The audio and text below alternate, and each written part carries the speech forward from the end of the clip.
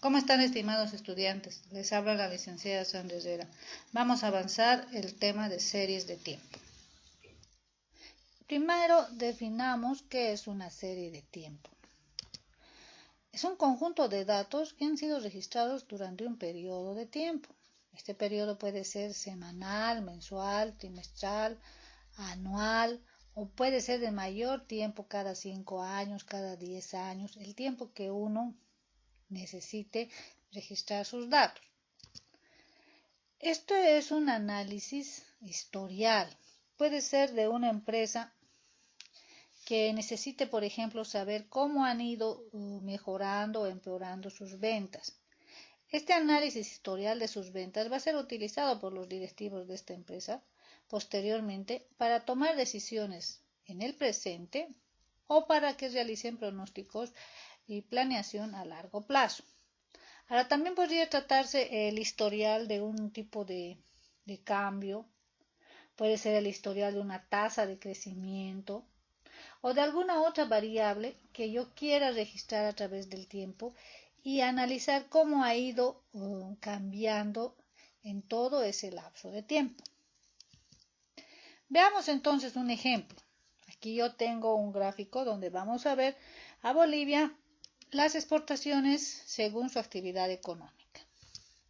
Aquí vemos la actividad de la agricultura y está registrada cada cierto periodo de tiempo donde se ha encontrado un valor significativo.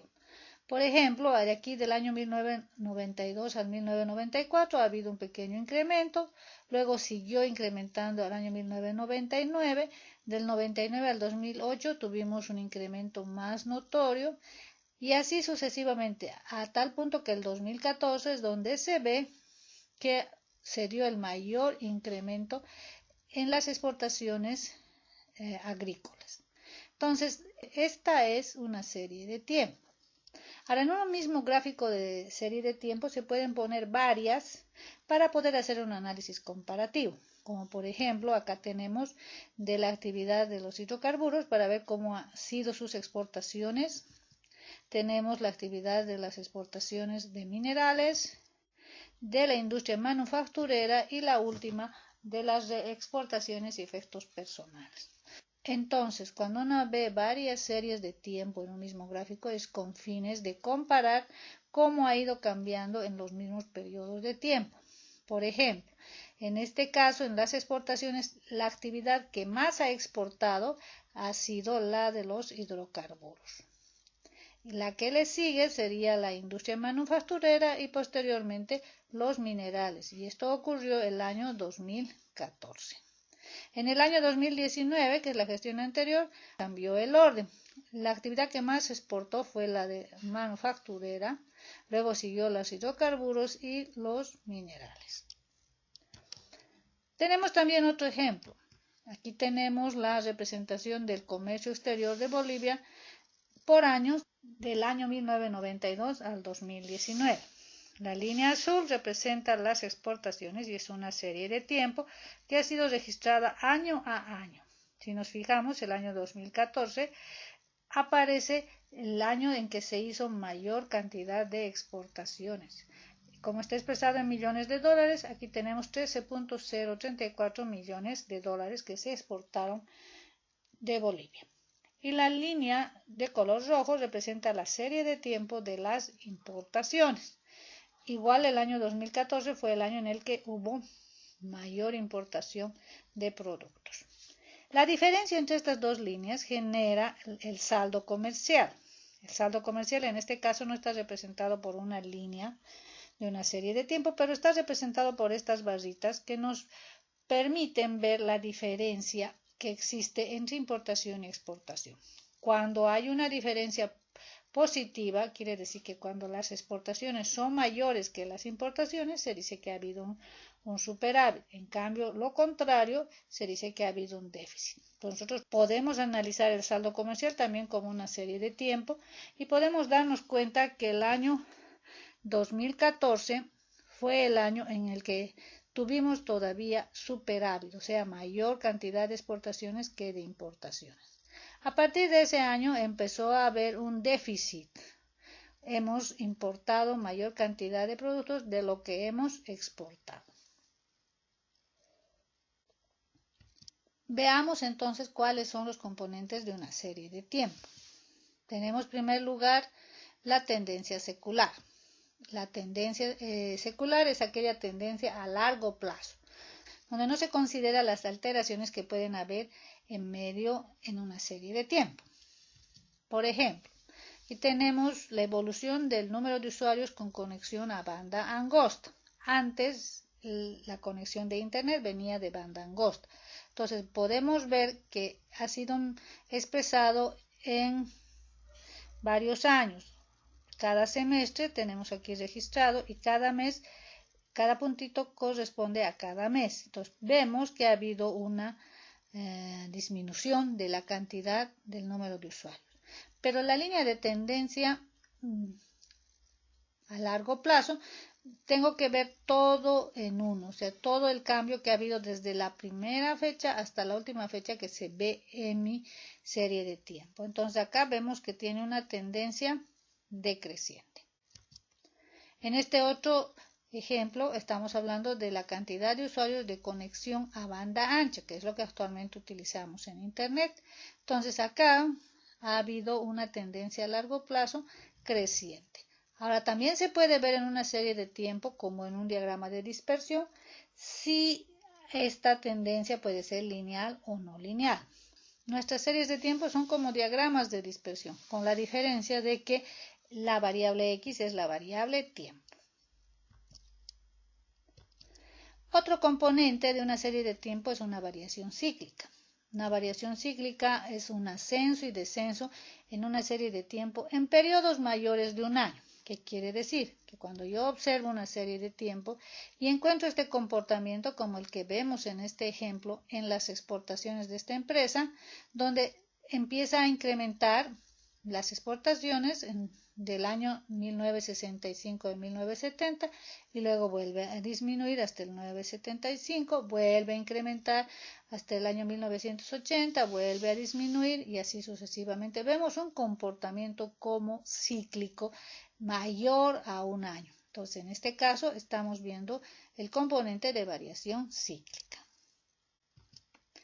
Tenemos aquí otro ejemplo donde la variación cíclica se presenta en el precio del novillo. Vemos un componente en el que incrementa y disminuye. Aquí de nuevo vuelve a incrementar, vuelve a disminuir, vuelve a crecer, vuelve a caer de nuevo y así sucesivamente. Entonces aquí tenemos un componente también de tipo cíclico. Un tercer componente es la variación estacional. Son patrones de cambio que se dan en una serie de tiempo, pero son dentro de un año. Estos patrones tienden a repetirse cada año en diferentes estaciones. Por ejemplo, aquí tenemos las ventas de la empresa D en un año. Vemos que en enero a marzo ha habido un incremento y decremento. De abril empezó a incrementarse, mayo y junio volvió a caer las ventas, luego hubo un periodo que no se define muy claramente y recién desde septiembre, octubre, noviembre y diciembre volvieron a incrementarse las ventas. Este comportamiento se lo puede considerar estacional, si es que el próximo año vuelve a ocurrir lo mismo en los mismos periodos de tiempo. No, o sea que en enero y marzo vuelve a incrementar, entre abril y mayo también, y así sucesivamente. Por ejemplo, si se tratara de una empresa que vende electrodomésticos, todos sabemos que terminando las fiestas de fin de año todavía puede estar en incremento las ventas, pero llegado al mes de febrero ya disminuyen esas ventas de electrodomésticos. Llegamos al mes de mayo, donde viene el Día de la Madre, pues por ese motivo incrementan las ventas y luego vuelven a caer. En este periodo es relativo, puede tanto subir como bajar. Y luego desde septiembre, yendo ya hacia el último mes del año, donde empiezan a llegar las fiestas navideñas, empieza a incrementar las ventas. El próximo año, en las mismas estaciones del año, vuelve a ocurrir lo mismo. Entonces estamos hablando de una variación estacional. Y el cuarto componente se llama variación irregular. Este es un factor residual, es ocasionado por factores a corto plazo imprevistos. Son factores que no son recurrentes, o sea que no van a volver a ocurrir el próximo año, pero que afectan a la serie de tiempo. Son componentes que no se pueden predecir. Por ejemplo, aquí tenemos un comportamiento relativo entre el año 1900 y el 1916 que aumentó, volvió a bajar hasta el 1932, luego volvió a aumentar hasta cierto punto y luego empezó a bajar, pero de pronto aquí tenemos un comportamiento totalmente irregular, algo que normalmente no se daba. Este es el cuarto componente del que hablábamos. También puede ser lo contrario, ¿no? Aquí tenemos un periodo en el que hay un comportamiento totalmente extraño, porque normalmente en este caso el índice de producción crecía y luego disminuía y luego volvía a crecer, disminuía y mantenía un comportamiento regular. Pero hay registrado en esta serie de tiempo una situación totalmente irregular, que habría que investigar a qué se debe ese comportamiento. Volvamos un poquito a la tendencia a largo plazo. Cuando nosotros analizamos una serie de tiempo, decimos que tiene una tendencia a largo plazo. Si esta tendencia se acerca a una línea recta, como la que estamos viendo acá en el ejemplo de las exportaciones de esta empresa, entonces podemos decir que la tendencia es lineal. Por lo tanto, podemos utilizar el método de los mínimos cuadrados que hemos aprendido en el anterior tema para calcular una ecuación de tendencia lineal. Entonces vamos a tener nuestra ecuación donde y va a venir a ser el valor proyectado de la variable y para un valor determinado de t. T va a ser en este caso el tiempo. A va a ser el punto donde se intersecta al eje y o el valor estimado de y cuando t es igual a 0, o sea, al año 0. B es la pendiente de la recta o el cambio promedio de y por cada cambio en una unidad de t o del tiempo. Y t, bueno, es el valor del tiempo que vamos a seleccionar. Entonces, veamos nuestro sistema de ecuaciones, el valor del coeficiente A, el coeficiente B, que habíamos visto con A sub 0 y A sub 1, pero en este caso se llama A y B. Y vamos a aplicar un ejemplo. Las ventas de una pequeña cadena de tiendas de comestibles desde el 2015 son, aquí tenemos los datos por años, me pide determinar la ecuación de la línea de tendencia de mínimos cuadrados o la de tendencia a largo plazo.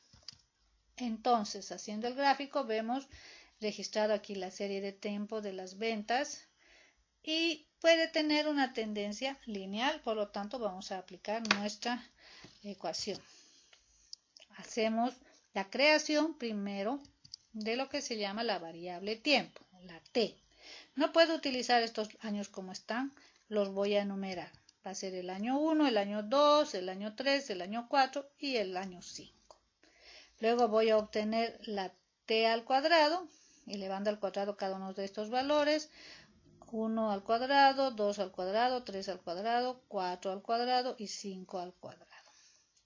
Y finalmente t por y, que vendría a ser 1 por 7, 7, 10 por 2, 20, 9 por 3, 27, 11 por 4, 44 y 13 por 5, 65. Luego necesitamos las sumatorias. Para nosotros y es las ventas, entonces va a ser la suma de y, la suma de t, la sumatoria de t al cuadrado y la sumatoria de t por y. Y podemos reemplazar en nuestras fórmulas. Para hallar el subíndice A, vamos a reemplazar la suma de y, que es 50, por la sumatoria de t al cuadrado, 55, menos la suma de t 15, por la sumatoria de t por y, 163. En el numerador tengo n, que son la cantidad de años, en este caso 5, por t al cuadrado 55, menos sumatoria de t 15 al cuadrado me da 6.1.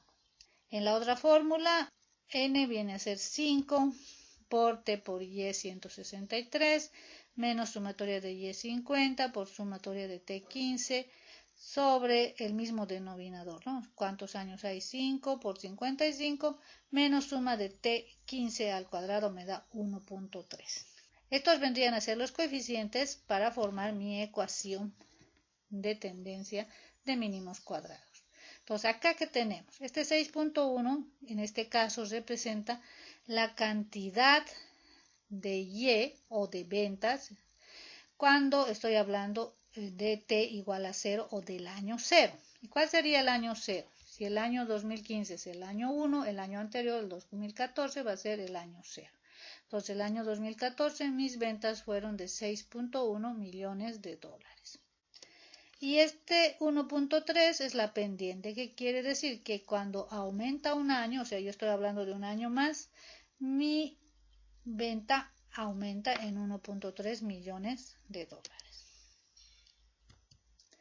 Y está finalmente lo que se llama la estimación.